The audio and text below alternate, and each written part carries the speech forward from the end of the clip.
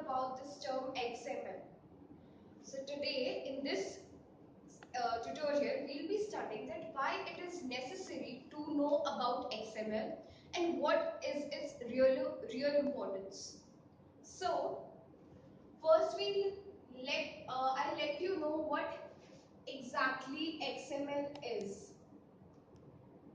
Well, the need for getting XML was that earlier we were using the HTML pages for storing our data.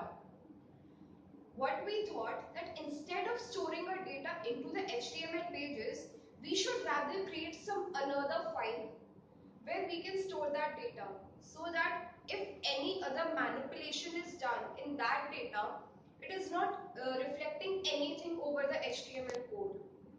So it was really important for the developers so that they could make the changes in a different file, and that was XML. Since XML, it focuses on that that whatever data is being used by HTML, it is properly described in XML files. So they are a separate file which is being attached with the HTML pages. XML, it stands for Extensible Markup Language.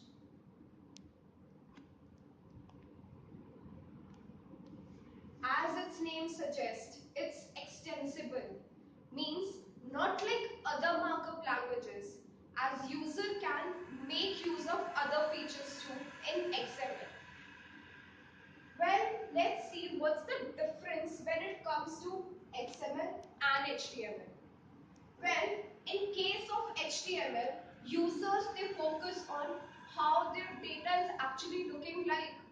It focuses over the display of data, while XML focuses on description about those data items. HTML, it uses the predefined tags, which we have already studied. But in XML, we have no predefined tags.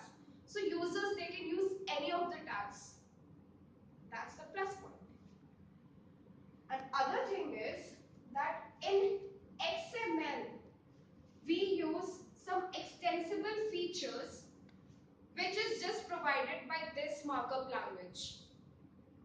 And in HTML, obviously nothing can replace HTML, because when it comes to the display part, over the representation part, we can just rely over HTML, not XML for this.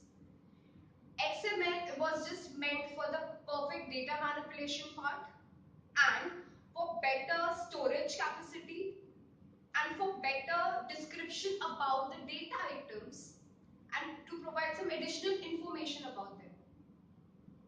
Well, XML, it's a complement to HTML, but obviously nothing can beat HTML when it comes to the representation.